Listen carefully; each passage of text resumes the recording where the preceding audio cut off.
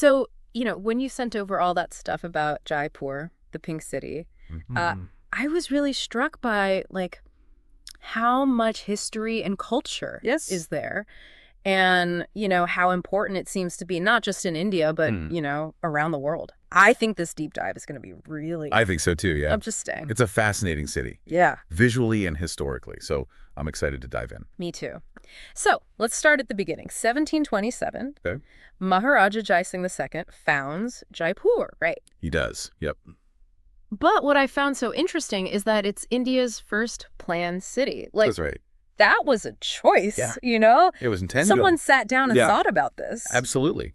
And they did it well. So what was so innovative about their planning?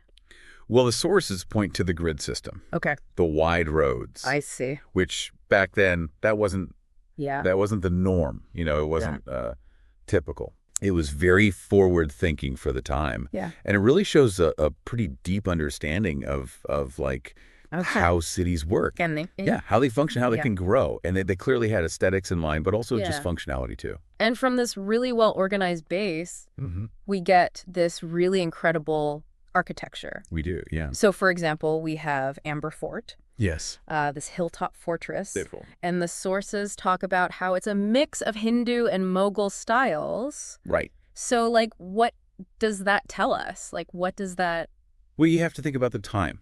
Yeah. It was a real blend, a real mixing of cultures in India at that time. Okay. And it's represented in the architecture. Yeah. It wasn't just like, oh, let's take this element and put it here. It was deeper than that. It was, yeah. It was a real period of interaction between different cultures and traditions. Okay. And then we have the city palace right in the heart of Jaipur. Yes. And that's a museum now, right? It is, yeah.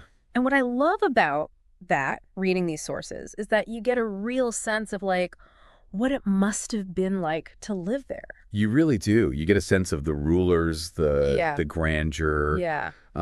It really gives you a feel for, the people who live there. It does. And the artifacts, the courtyards, all of it. It's just, it's like a direct link to that. It's like stepping back in time. Right. Yeah. And then there's Hawa Mahal.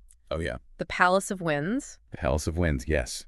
5 stories. 5 stories. The women could look out. And they could observe street life without being seen. Right. Fascinating. And that really speaks to the social customs. It really does. And the architecture at the time. It really highlights, like, how those norms, how those social rules really shaped the city, the building. And then we have Jantar Mantar. Yes. The astronomical observatory. That's amazing. Those instruments are still used today. It's just crazy to think about. And it just shows how dedicated to science the Maharaja was. Yeah. That he wasn't just interested in looks or power or things like that. He was really interested in knowledge.